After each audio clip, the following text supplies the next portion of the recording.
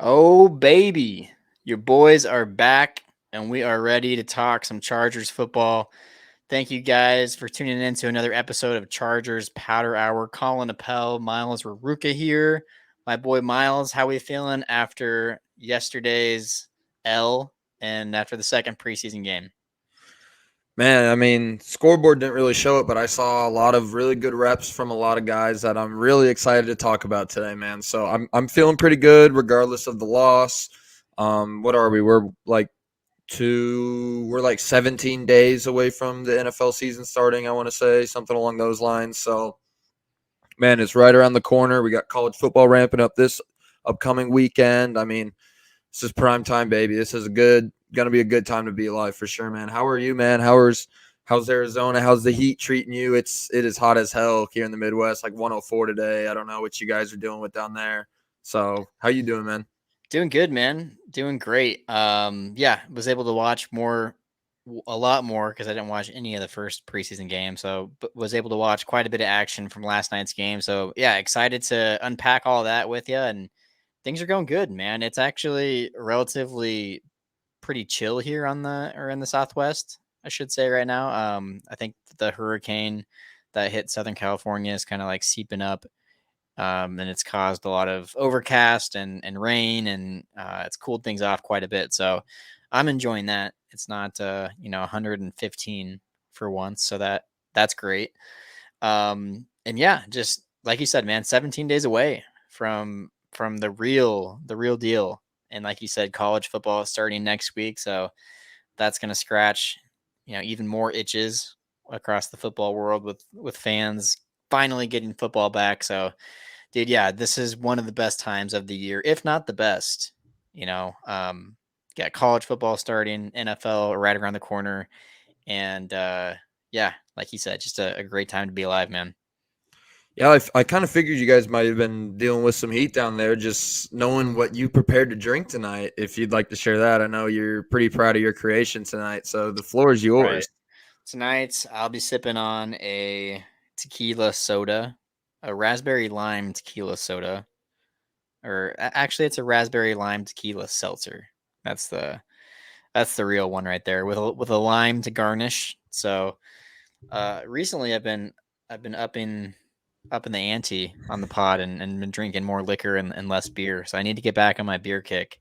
Now that I'm in a new area, I'm super excited to try all different kinds of craft beer and local beer here in the Phoenix area. So and I might hopefully, I don't know if I can get access to some local Los Angeles and San Diego brews, but that would be cool too to review some of those on the pod at some point. But thank you for asking what I was drinking tonight.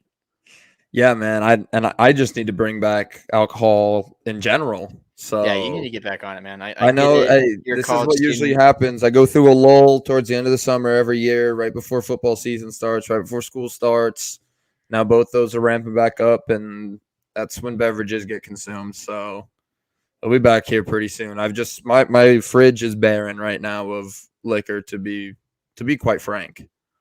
Hey, that's totally fine. We'll get back on it, and you're due, man. You're due to get back on the horse and to hit it hard. It's that time of year. It is. It is. This is prime time drinking for me is definitely these upcoming months. Football season is just something about football and a beer just perfect combination. Yeah. No, hard to beat that, man. Well, let's go ahead and dive into the preseason action. We're gonna be talking pretty much everything from the second preseason game against the Saints, but we'll also, uh, you know, kind of take a moment to step back and look at the bigger picture and see kind of where this roster is at.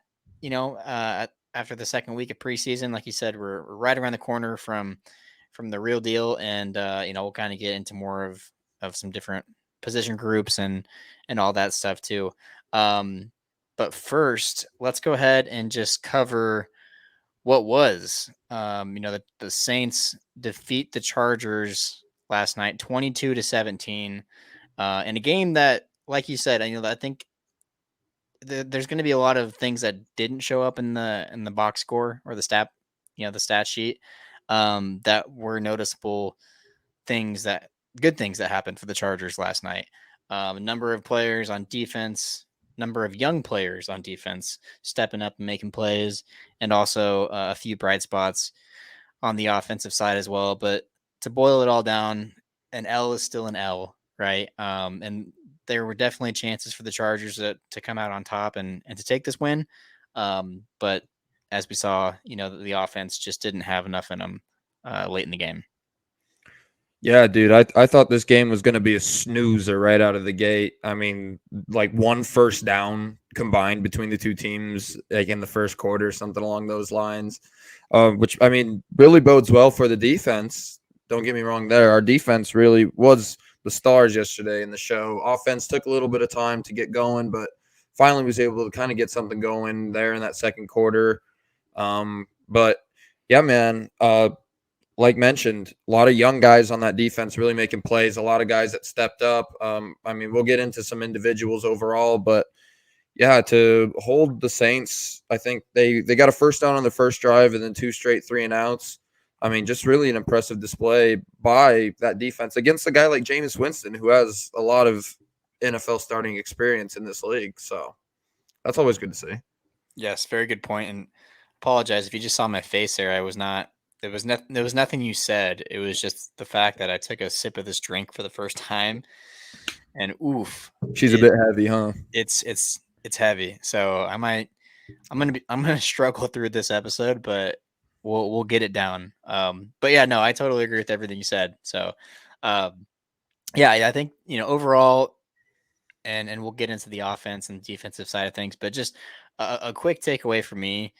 Um, the offensive line was just atrocious, and that was kind of to be expected, I guess I should say, just with looking at the guys that we rolled out there, and also we've talked about it on previous episodes throughout camp. Just how thin this offensive line group is, and if there's ever a noticeable like, please go out and sign a veteran swing tackle moment, it was definitely last night for me.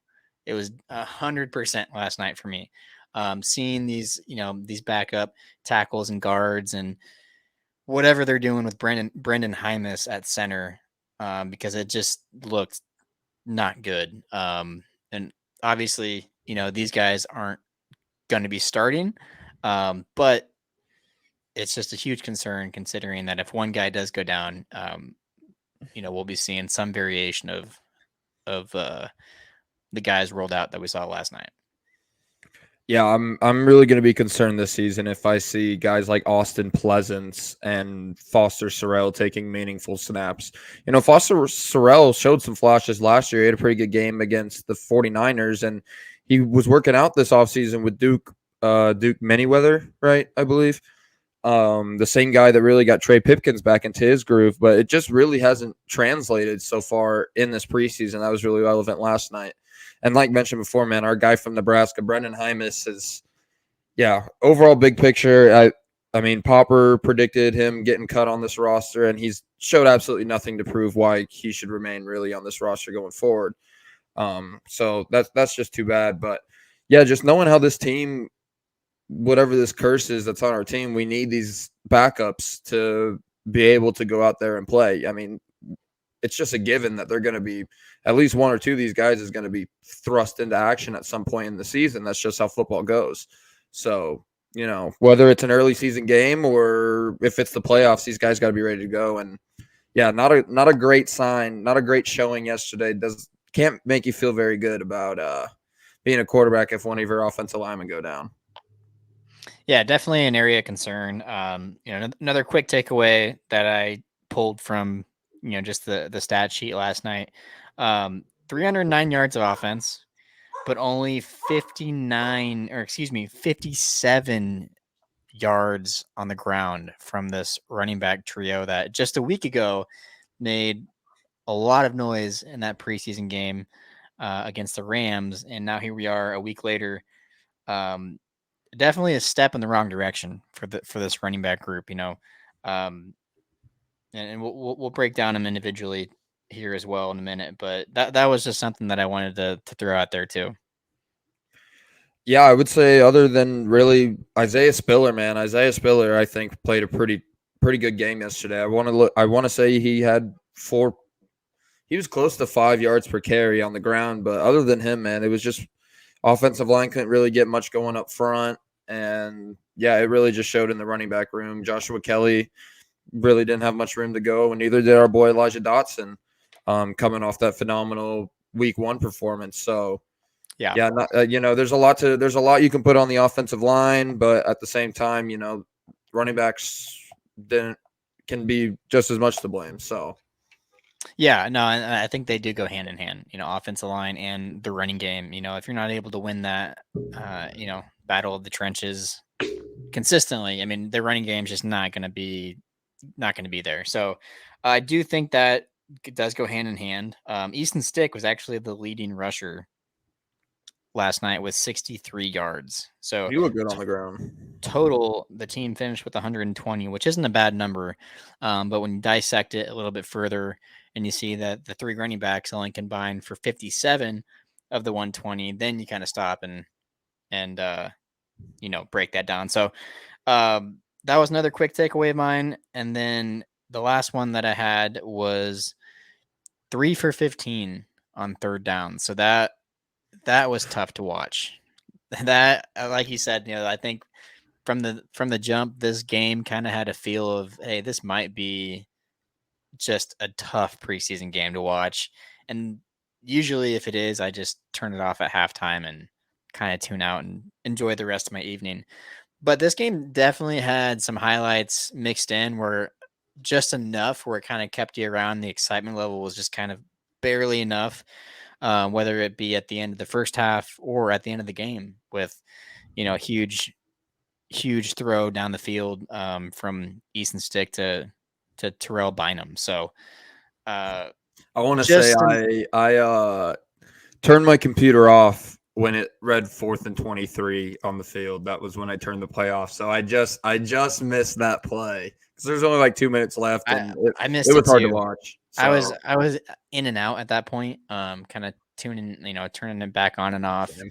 on my phone. Just I was walking around the house doing chores and stuff, so I missed it. But yeah, I mean, I feel like even throughout the game, like there were enough first downs and decently like exciting plays sprinkled in there to not just turn I the was game off dozing off. entirely. I was dozing off, man. I mean, the fact that there was just football being played on the field was really the only thing that had me going in the game. I just want to see some young guys get some good reps. So Well, this is a good transition because if you were dozing off, it was probably because of this offense, right? So let's take a moment to talk about the offense as a whole. Do a whole evaluation.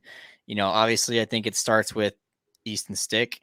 A storyline that we didn't know was going to be a storyline going into last night, but one that kind of developed over the course of the game was the fact that we didn't see Max Dugan at all. As Easton Stick for the first time since college had an opportunity to play an entire game, all four quarters. And afterwards in the press conference, Brandon Staley said that was his reasoning for keeping him in. He wanted Easton Stick to be in these situations, to have a chance to rally the offense, to go down and make adjustments in the second half, and see kind of what you have there as a backup option. It's a great, these are great simulations for players as well because it's so hard to simulate these, types of scenarios in practice. And so it's, I understand the decision of playing Easton Stick the entire game. I'm not upset with the fact that Max didn't get to play. Would I have liked to see Max play at least a few reps or maybe a series or two? Sure. I still haven't seen him play in a Chargers uniform, so I was kind of looking forward to that. But it also is good to kind of see Easton Stick be thrown out there and see what he's got because I do think it was definitely a step back for him compared to where he was at last week. I mean, last week was just easily by far his best game as a professional football player. That wasn't too hard to see, and the sample size isn't very big, but I think this week he made some good plays. He also made some really bad plays. Obviously the two interceptions, one of them just being a really stupid mistake, and he knew it. I mean, the second it was picked off. I mean, if you're watching his body language on the field, I mean, he's like, why the fuck did I even throw that? That was his body language walking off the field. So he knows it. But again, two INTs, 63% of your passes completed. So he went 21 for 41 with 233 yards and a rushing touchdown. So a tricky stat line there too, because if it's not for that bomb to Bynum at the end of the game and a few other plays, like he's definitely not over 200 yards in the If he air. doesn't So throw, if Bynum doesn't catch that bomb, though, he also doesn't throw the pick at the end. that's true. It So all kind of levels out a little bit there, but yeah, but there, yeah, no, definitely a step back from Easton Stick this week. I was pretty confident in his performance last week. I thought he looked really good out on the field last week. I don't know. I really don't know what to take away. Yeah, the pick was really bad. That was one throw that I really had in mind, and there was a few other ones that he just completely missed on. And you could really kind of see the lack of, what do I want to say here? Like the lack of connection between guys like that and those, those like practice squad receiver type guys, is they just are not really on the same page with their route running, or really just timing. Timing is such a huge issue, especially on some of those out routes and just running crisp routes. These are younger guys that aren't nearly as disciplined. But one thing that yeah, Easton Stick did show was definitely his versatility, just being able to run the ball on the ground. It's really refreshing to see a guy, be able to come out of the pocket and get 10 more yards on the ground when he's in trouble and under duress with how poor the offensive line was.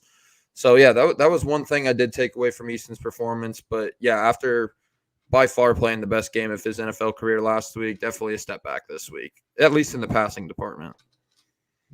yeah, a step back, and like he just is what he is. He looked like a backup quarterback last night.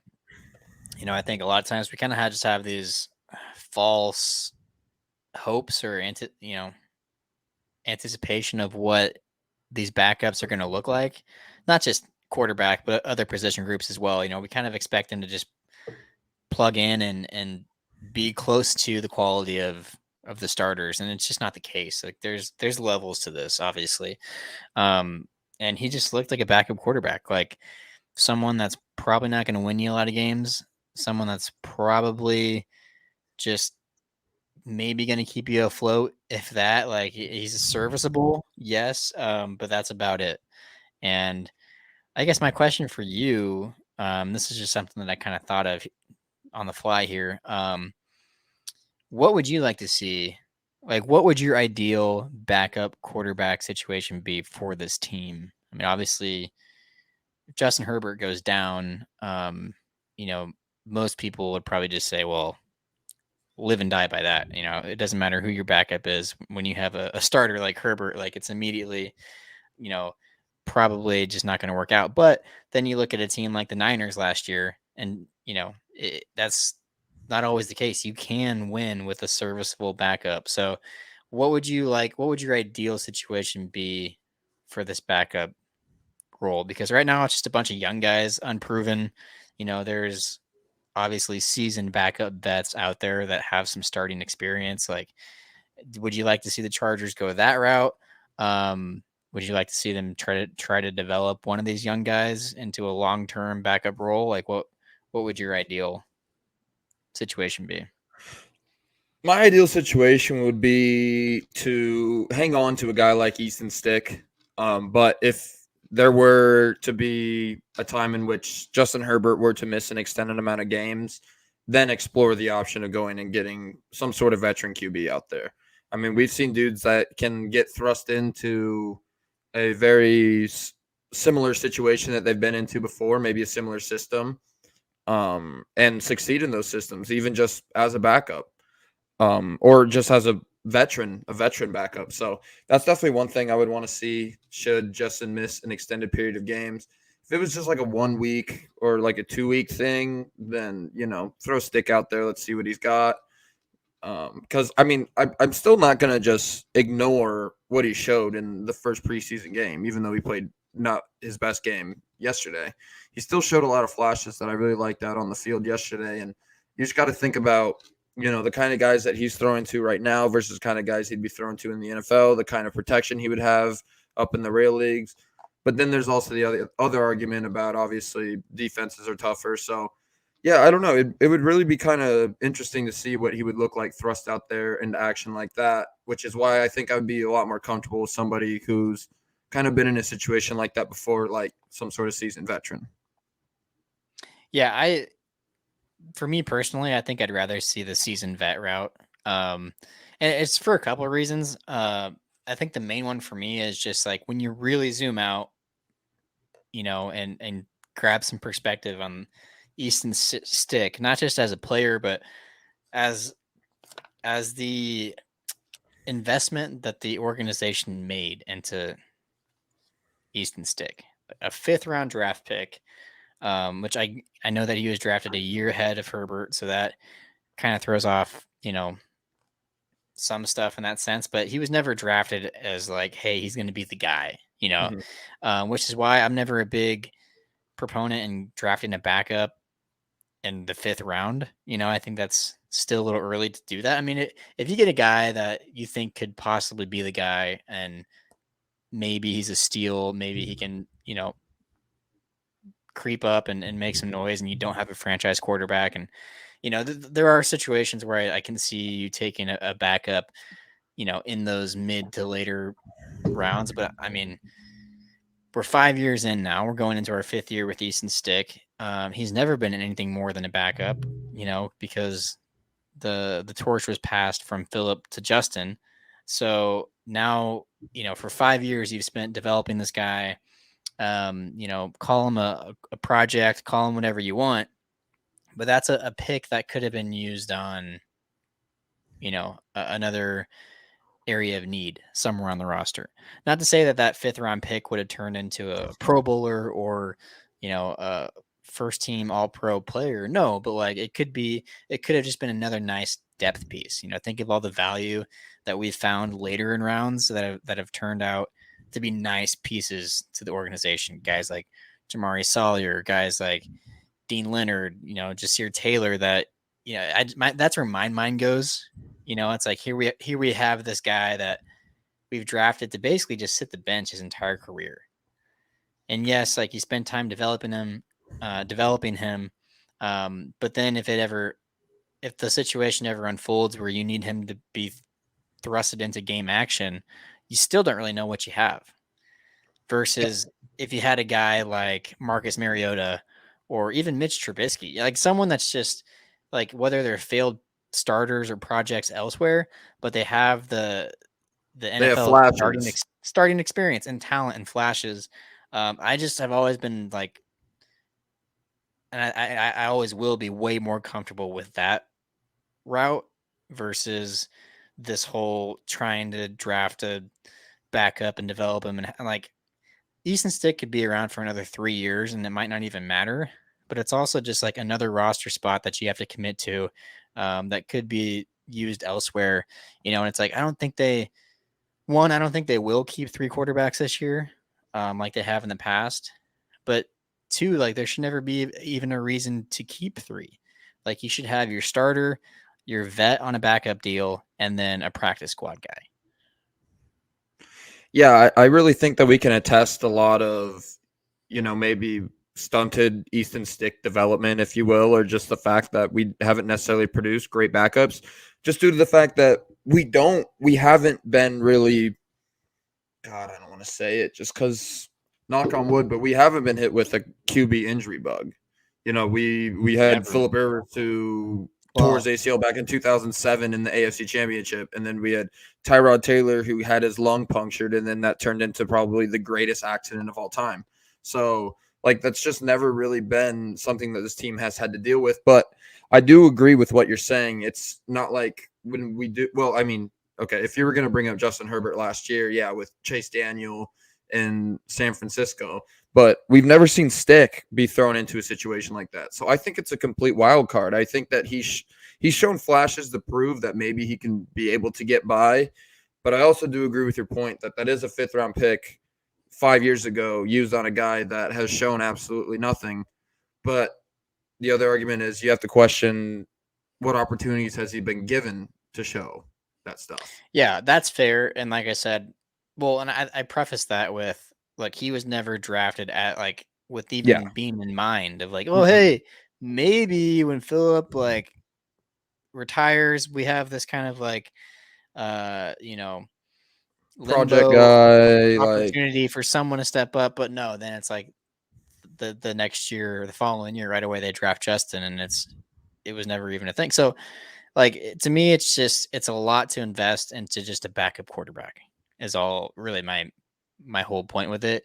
Had we got him undrafted, and he rose up through the practice squad, won the second, or the backup job, and he wants to be here for the next 4 or 5 years, like sure, I probably wouldn't have as big of a gripe with that. And look, he's still going to make this roster. Like he's going to be the backup. Max is not going to beat him out. And we should be able to retain Max on the practice squad too. So, um, but then again, Max was a 7th round pick. So it's just one of those things where it's so tough. It's like you really took Max Dugan with a 7th round pick to maybe not even make the roster. Um, so those are the moments where I kind of like scratch my head. But then again, there's other logics at play. There's other factors. So I know it's not just that cut and dry. yeah, I don't think I don't know. To me, I don't think there's ever a waste of like a seventh round pick because the chances of you hitting on one of those guys is just so extremely rare that I mean it's worth the risk if you see something in his potential. I mean, it's always worth that. So but yeah, honestly, I kind of agree. I think Stick's gonna be our backup, Max going to the practice squad. I don't see this roster carrying three QBs, especially with some other positional battles going on, which may lead us perfectly into the receiver room, which we got to see some of yesterday. Some new guys out there yesterday. You want to start us off with that? Yeah, this was an interesting group to follow yesterday. Our boy that we were so high on earlier in camp, John Hightower, man, his roster uh, odds really taken a hit over the last week or so, and it kind of sucks because I think a lot of it is due just to one an injury that set him back a few days, and still don't know if he's 100%, but he's out there. So yeah, I mean, look, this wide receiver 5 battle is heating up. This is just a few receivers yesterday that made some noise. Obviously, you have Quentin Johnson. He's going to be a starter, but he grabbed 3 receptions for 37 yards, 3 for 3, by the way, 3 targets, 3 catches. No So drops this week, baby.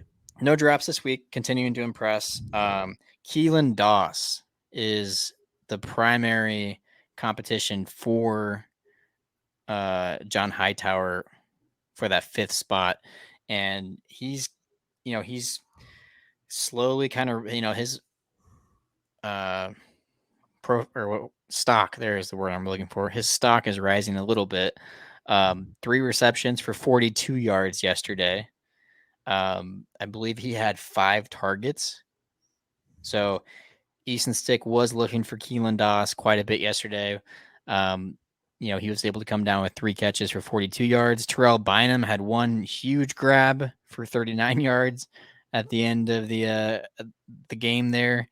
And Stone Smart actually grabbed 4 balls for 32 yards. So he ended up being a pretty nice, safety blanket for Easton Stick on a few of those plays there. But one thing I did want to note was guess who led? Well, John Hightower, 1 reception for 10 yards. Guess who led the team in targets? John Hightower at 6. John Hightower at 6. So even though Like he only half of those grabbed balls weren't even catchable, though. Like more than right. half weren't even catchable. So even though he only grabbed 1 ball for 10 yards, he led the team in targets. And yes, 100%. You took the words right out of my mouth. When Easton Stick is under pressured, 9 out of 10 times. Um, and the play is just kind of blown up from there. It's going to be tough to find your guys in open space. And I think the targets do say a lot about John Hightower. I still think he is going to make this roster. I think it's going to be close. It's getting closer and closer by the day. Keelan Doss is trying to close that gap. And I really believe if John Hightower didn't have a setback last week, he would probably be running away with this thing. And it sucks that he didn't get to play last week when the offensive line did hold up. But he plays this week when it's just a shit show and he doesn't really get to make the most out of his opportunities. So I'll get your, I guess I'll get your take right now, but I still think he's going to make the roster. What's your take on John Hightower? I'm not as confident as you are. Only because there's one guy you're forgetting about wide receiver 5, and he is our main return man, Darius Davis. I think, Well, especially just with I his. have him making the roster, so he's technically, yeah, like Oh, okay. So you think that they'll carry 6 receivers though? I do. I think they'll carry 6, and I think Darius will be like 6. So I think there's already 5. So yes, it's kind of weird. Like Hightower Yeah, and I Doss see what are you're saying now because fighting you for were just that thinking of 6 him as a. spot, but I really think they'll Yeah, get yeah. bumped into that wide receiver 5 spot above Davis. Yeah, okay, that's fair. Because I mean, Davis is making this roster, especially just because his returning abilities has Right. been showcased this offseason. But I'm really just not as confident with you, with John Hightower. Really, I know how much he's shown in camp, which is obviously stuff we don't have nearly as much access to as we do watching a preseason game. Yeah, I was really confident earlier in camp after missing that first preseason game and after only seeing one catch for 10 yards. I just don't think that he's shown quite enough yet. Thankfully, there's still a third preseason game. And like we mentioned before, a lot of those can be attested to just Easton Stick being under pressure and just not getting a good ball off. But still, I haven't seen really enough to convince me either way that he should make this roster. I'm still rooting for him, especially just with the camp stats and everything, but we just haven't seen it out on the field yet. I think that injury might really screw him, unfortunately, in this wide receiver battle, just because there's other positions of notice that have these tough competitions that I could see us, maybe going into an extra roster spot in that other position that we haven't carried in the prior years. So I don't know. I think they're definitely going to take 6. I mean, they should. Unless like they definitely should keep 6 this year. And I think because they drafted 2 receivers, I think that's kind of probably been the plan for a minute now. Like obviously you go out and draft 2 receivers, you're probably going to expect them to make the team, and then you have an extra guy in the back end. Whether at first we thought it was going to be Jalen Guyton, then Hightower, now Doss. So you just kind of leave one spot up for grabs. Uh, Look, I hear what you're saying, and I that's why I did want to give light to him leading the team in targets, because I do think that is the biggest stat for him. Like, yes, his actual production stats last night were not great. 1 catch for 10 yards, like whoop de doo. But leading the team in targets, I think, speaks volumes. Because that as still to me points out that he's a top, uh, you know, he's a top weapon for this offense right now, at least with who they're rolling out, with these second and third string guys. Like he's still a top option. Quarterbacks are still looking for him. Whether or not he gets to make the most out of those opportunities, like we said, it's not every target is created equally. Some targets bounce off your chest and it goes for an incomplete pass, and other targets sail over your head for 10 yards and then they were never catchable. So I mean, I get that you got to read in between the lines there as well, but I still think he's going to make this team just because in previous seasons I've bought into the preseason game hype and ignored camp hype.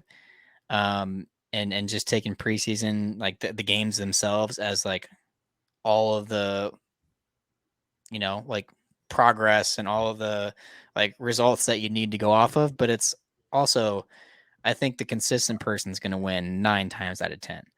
And if Hightower's been showing up and doing this consistently day in and day out in camp, I think the coaches probably lean towards that versus one guy going crazy in a preseason game, aka Elijah Dotson. Like, and I would hope they go that route. As a fan, I would hope they lean towards, hey, this guy's been showing up doing it for weeks now in camp against some of our best defenders that we have on this team versus, oh my God, Elijah Dotson, lightning in the bottle, one preseason game, whoop de fucking do. And then it's like he makes the roster somewhere where, it's, I would hope that's how it works.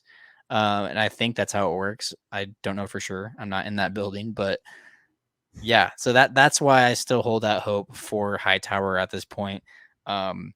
Just because, yeah, I really don't know if the coaches take much stock in like preseason game, unless it's like Yeah. you have a guy just balling out for 3 weeks, like clearly head and shoulders above the competition. But I mean, that's kind of my take on that.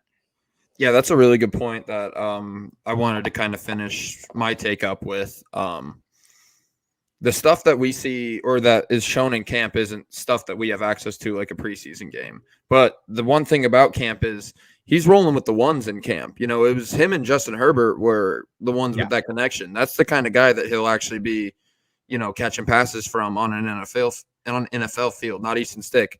And it's completely apparent to me that they are emphasizing John Hightower, especially in this first preseason game, trying to get him the ball. He obviously had the snaps. If he had 6 targets, he got enough snap share yesterday. He was playing well into the third quarter, and he started playing in the first quarter. So, yeah, it is pretty Jeez, I cannot speak tonight, but it's pretty obvious to me that this wide receiver 6 battle between Keelan Doss and John Hightower is heating up.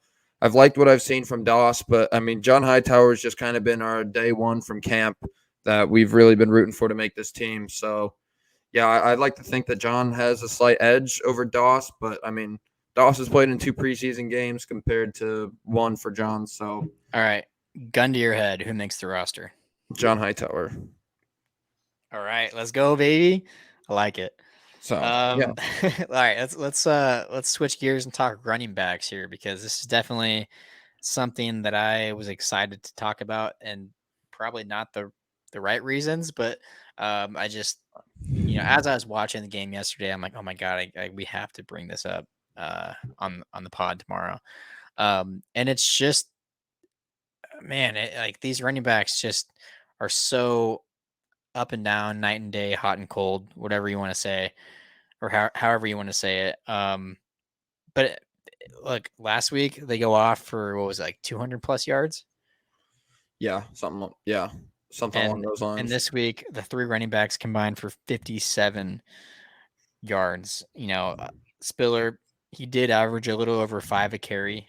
He had probably the one highlight from the running game all night, and that was I think it was like a 15 to 18 yard burst up the middle in the red zone to set up that Easton Stick rushing touchdown. So that was a nice carry and good to see that. I think he's picking up steam.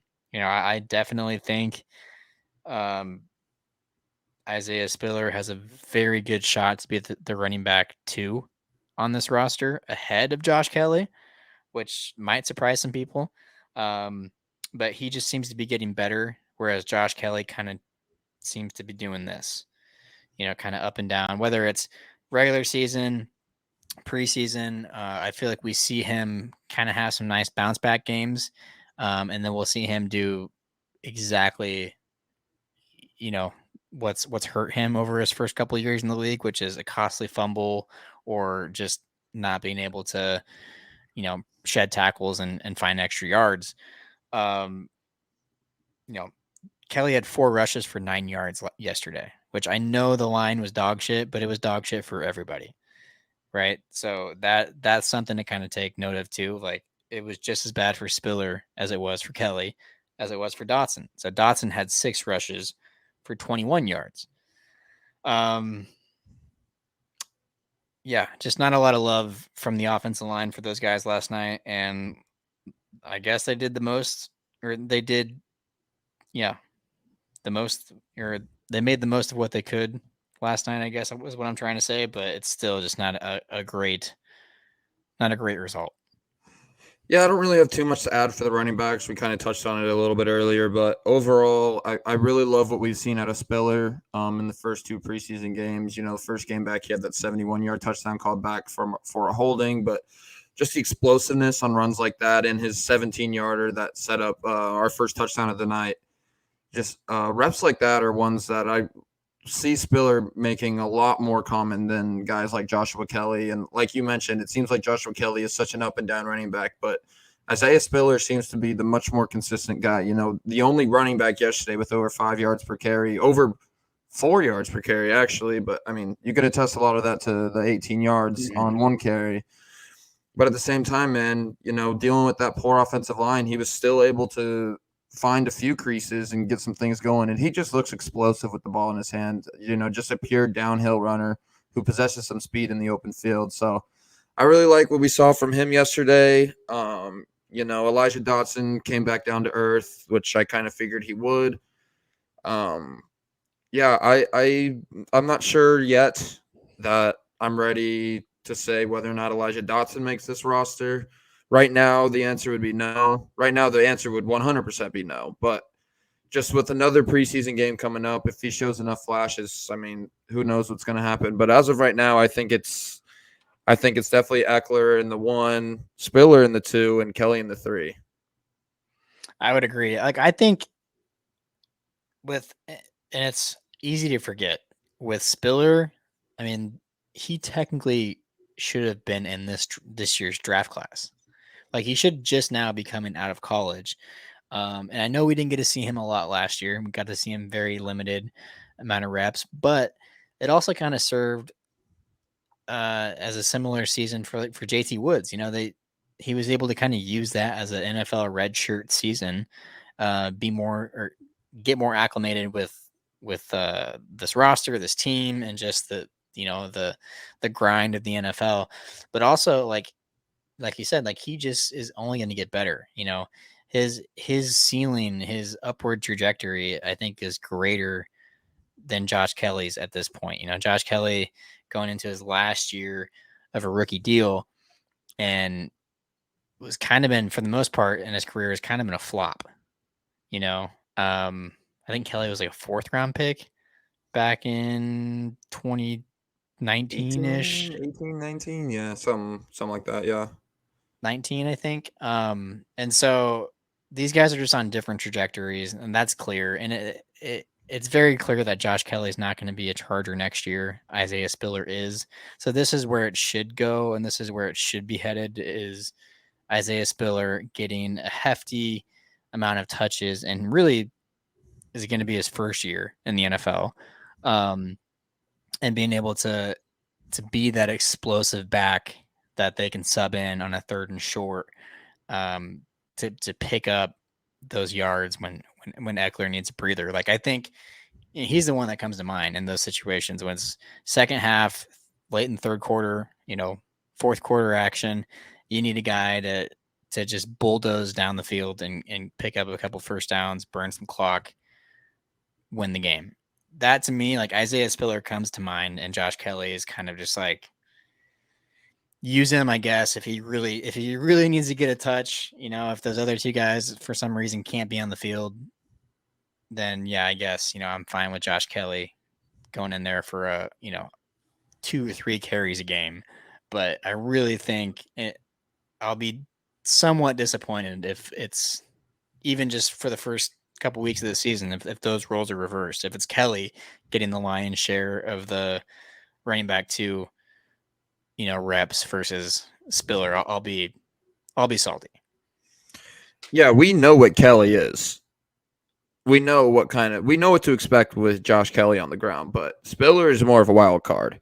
And I think Spiller possesses a lot better traits than Kelly. Faster. I think he can really turn downhill a lot better. And just the physicality that he's shown this preseason, I have no question in my mind. I honestly think if Spiller was healthy last year, or, just let's say I think if Spiller played on the field last year, I think he'd be in the RB2 right now. Yeah. I think he could have finished the year as RB2. So Yeah. So that's where I think the running back battle is headed. Obviously we have another week of preseason and a little bit more of camp left to figure that out. But that's one. So I guess already two roster projections tonight that I've made that might not be. Well, I mean, obviously they'll both make. Well, I'm talking about Isaiah Spiller. He's going to make the roster, but as far as where he lands on that depth chart, um, I don't know if everyone has him running back too, but that's one that I've kind of made in my own head. And the other one is Hightower making the roster. I don't know if that's a popular pick amongst other fans, but I'm just throwing that out there. I still think those two situations I think are going to happen. I think we'll see Spiller RB2, and I think we'll see Hightower make this roster. So those are two for me, I guess, already this episode that I've kind of thrown out there that may or may not be the popular pick, the common pick. Um, but yeah, sounds like you're kind of on that same page. yeah, I mean, yeah, I'm on the Tim train, and yeah, for sure. I definitely I've thought Spiller was going to be RB2 since like the end of last year. Probably since we drafted him, honestly, even without a rookie year. Yeah, He just he possesses probably a lot should of have. skills, and he was like RB3 in his draft, and I mean, there's a reason why.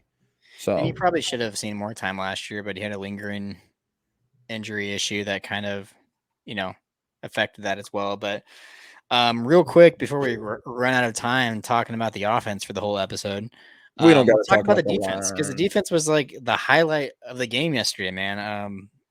We spent so much time talking about the offense, but the defense is really like where I was getting excited, jumping up and down, and really just picturing what this group could look like later on in the year. But um, I don't think we can talk defense without talking some of the key defensive players of the game. Uh, we got to bring him up. I mean, if you want to bring him up, you can bring him up. But I know we're all thinking of the same guy. I mean, dude, shout out to just our rookie draft class yesterday, Yes. especially the man out of Washington State, Diane Henley. What a performance! Oh, that's actually Oh, not who I that's was thinking not of. who you were thinking of. Yeah, I was thinking of your boy Tuli Pelotu. Okay, well, I mean, yeah, Thule as well. Thule had a really, really nice rep against Trevor Penning to get that tackle for loss yesterday. Dude, his motor is crazy. He just goes out there, which is just awesome. And to see him gonna be able to learn from guys like Joey Bosa and Khalil Mack, yeah, that's awesome. Let's talk about the D line first, since we're already there. Okay. Then we can get into 00, who I'm very excited to talk about. Let's do it, man. Yeah, I mean, do you want to start this one off? You got it. Okay. Thule, just Thule. I mean, dude, Well, there's Thule. So I was going to mention Thule. And I was Oh also yeah, yeah, gonna, I got this. Thule, shout out Thule. Scott Matlock looked very impressive yesterday. Had a really nice run stuff. Who else on that D line really stood out? Chris Rumpf. Did he got some playing time, right? Yeah, he got some playing time. I don't remember him really doing much though. But Oh, CJ Okoye. We got to talk about him oh yeah, because he had what was it? He had at least one tackle for loss that I saw. Might have had a second one, I think. When it was all said and done, but dude's in his second career NFL or second career football game, like at any level, which is insane. And I saw a hilarious tweet today. I really wish I would have remembered who tweeted it, but um, it basically was like CJ Okoye is better in just 2 games of football than that bum Jerry Tillery ever Uh, was. we And I was love like, Jerry yes, Tillery that is so hate. fucking true. Live for the Jerry Tillery hate. But I mean, yeah, dude, it's true. Christian Okoye has looked like an absolute animal out there. Well, I mean, for a guy that's getting fourth quarter preseason reps, he looks like an animal out there. And for a guy who Right. didn't know what a football was 2 years ago, he looks like an animal out there. So Yeah. He's the definition of raw, right? Like the definition of raw. And Could be a really cool story. If he's showing this much promise already, and I like you said, it's in the fourth quarter of a preseason game, but still, think of all these guys have been playing football their entire life, through high school, through college, through getting drafted, and they're out here in the fourth quarter of a preseason game not doing shit. So there's tons of different ways to kind of like take it all in and look at it, but I just think it's awesome. I look at it that I choose to look at it that way and be like, okay, yeah, but everyone else that he's going against has been doing this for probably decades at this point. Yeah, no, it's really cool, dude. It's a really fun story. I mean, as of right now, though, to be realistic, I don't see him making this team. I don't see any Oh scenario in which he's no, on the I mean he's 53. he's gonna be Yeah, I just wanted to put that out there. He's going yeah to be a good practice squad guy, though, for yeah, sure. and he'll be because he's part of the international pathway program. I found out recently that he can actually be stashed on our practice squad for 2 years. Oh, So he'll be a chart. He'll be in the organization. Should be in the organization all this year, all of next year, and then it'll kind of be decision time on, and could stick around even after that, on the practice squad if no one else claims him or if he doesn't get opportunities elsewhere. But just a really cool story, something that we haven't seen a whole lot in the sport of football. I feel like there's been maybe a couple examples in other sports of stuff like this happening. Um, I think like wasn't Joel Embiid, like didn't he like not pick up a basketball until he was like 16, 17? you're asking the wrong guy. I'm pretty sure Joel Embiid didn't pick up a basketball until like 17, and then like a year later committed to Kansas. You're either 100% correct or he was like a 5-star as an 8th grader. Like, there's probably no in between. So, I actually think he was a volleyball player. I don't think I'm pulling that out of my ass either. But that's just a story I thought of because I'm trying to think of like other examples of like people it'd just be cool being to talk freak. about. I was thinking we could talk about Chargers players.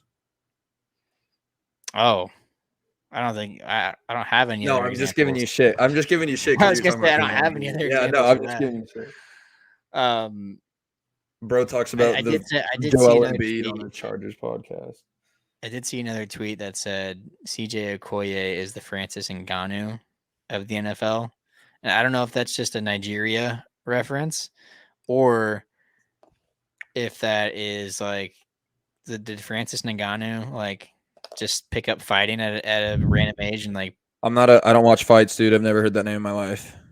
are you serious? I don't watch fights, dude. I just watched the Oh my one dude gosh. with All the right. cool Well, hair win this let's move last on weekend, before though. we lose all credibility with this podcast. I don't watch fights, dude. We're talking about Chargers football. I'm not. I don't know how many KOs Nate Diaz has. All right, you know who freaking Mike Tyson is? I'm Mike Tyson. Yeah, of course I know Mike Tyson. Oh, that was good. But no, man, that CJ Okoye, he's a cool story. Definitely not making this roster, but hey, it's the preseason. Like it's just shit like this is fun to root for. So, and he keeps balling out. So if he keeps balling out, we're gonna keep mentioning him, gonna keep showing him love.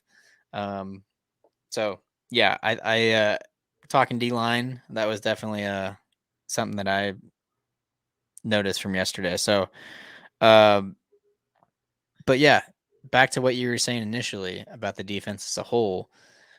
A lot of younger guys showed up last night. Got to give love to our boy JT Woods. Mm-hmm. I think JT had the he second had his best. highest grade from PFF from this Yeah, defense last night. The first one being Dean Leonard. So another second year guy stepping up. You love to see it, man. These are the like this is to me what hitting on a draft class looks like. It's not, you have 7 picks and 5 of them end up being starters or contributing in year one. No, like that just doesn't happen. But it's guys that you pick fourth, fifth, sixth, seventh round that on their second or third year of their rookie deals, like emerge and become borderline starters, or just high quality depth pieces. Um, and that's I think what we're starting to see from some of these young guys. It's just a year removed from them being drafted, but also could see tons of playing time this year and big expanded roles that we didn't think we were going to see them in for quite some time. So it's good. It's a good thing. It just means the depth on this team is getting better, and it's a testament as well to Brandon Staley and his staff developing these guys. Yeah, dude, for sure. JT Woods by far the best game I've seen him play out of his young career thus far. I think he had 2 PBUs on like close to back to Yeah, back plays. He was in just great position a lot of times. A lot of guys in great making position. good tackles. Jasir Taylor put himself in great position quite a few times. There was one play he gave up down the middle that he was in perfect position, just didn't get his head around in time. Yeah, Dean Leonard had another pass breakup to my knowledge. And dude, Diane Henley is slowly becoming my favorite player from this draft class, man. He is all over the field, had a massive tackle for loss on Trevor Penning, who is a starting tackle for the Saints, a guy that we talked about in our mock draft last year. So that's kind of fun to see. But dude, he's just all over the place. Plays really great coverage. There was one play he got beat down the sideline in coverage, but I mean, Jameis Winston threw an absolute dot to his receiver. Just an insane throw by Winston. I'm really loving what we're seeing from him and just all the young guys. Even guys like I saw Raheem Lane had a few decent reps yesterday, and just some of those younger guys that are really fighting for these last roster spots that are probably on the cusp of getting cut. You see, the tenacity and how badly they want it out there, which is just such a cool thing to see. It is, man. Like or love it or not, like the preseason, you have to respect it. It's cool to see guys go all out. I mean, you know, they're trying to make their dreams come true. Trying to make a roster, trying to accomplish really.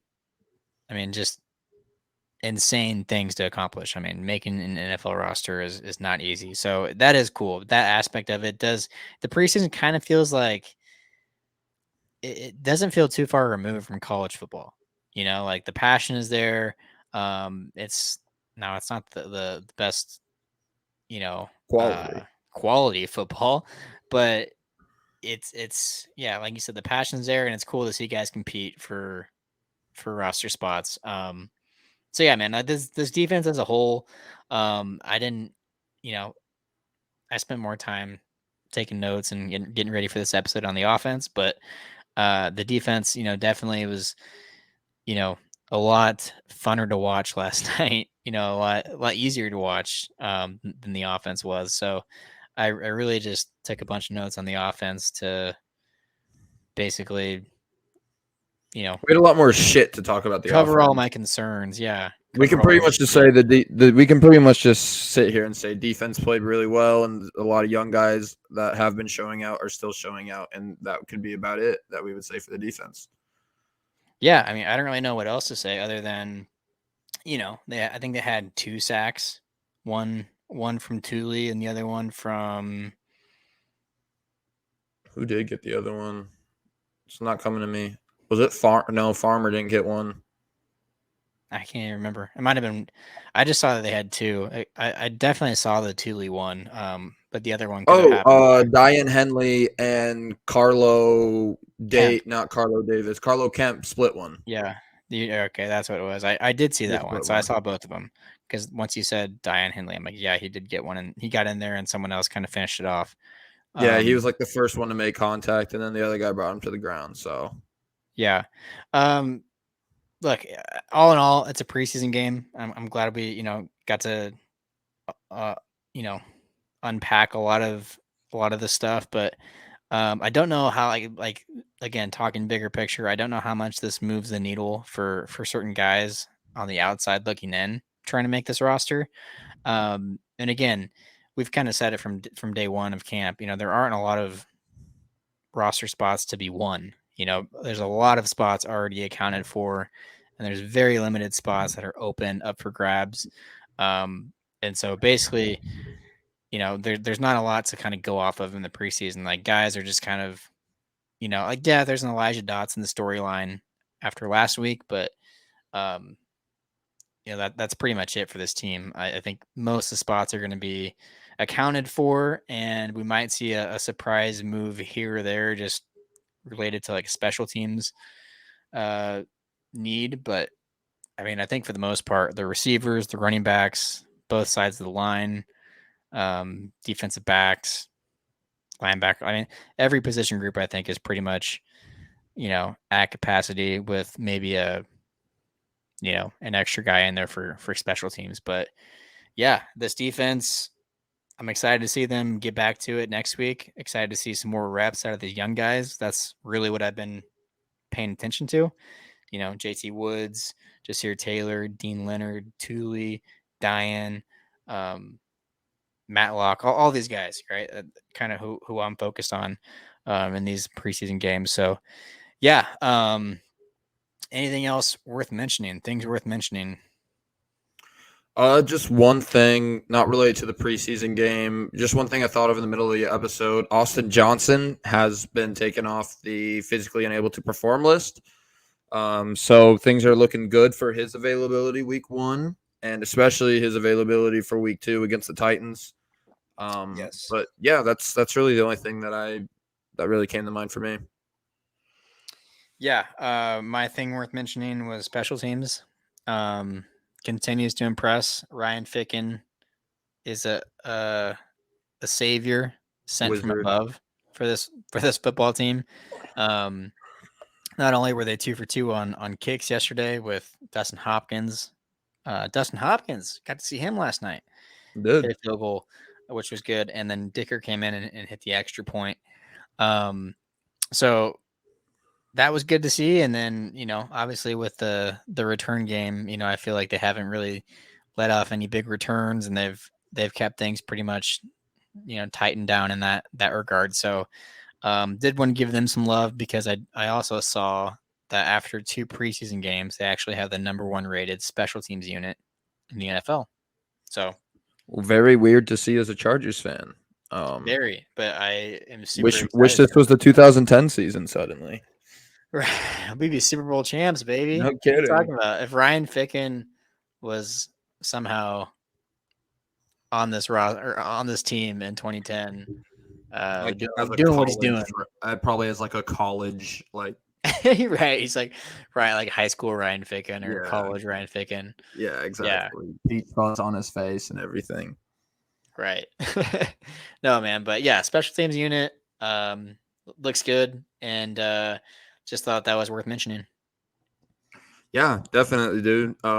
Shout out J.K. Scott as well. Just The hell hang of a time punter. god. Yeah, dude's just got a leg on him. He's got a cannon on him. So Hang yeah, time god. I've got nothing else for us, man.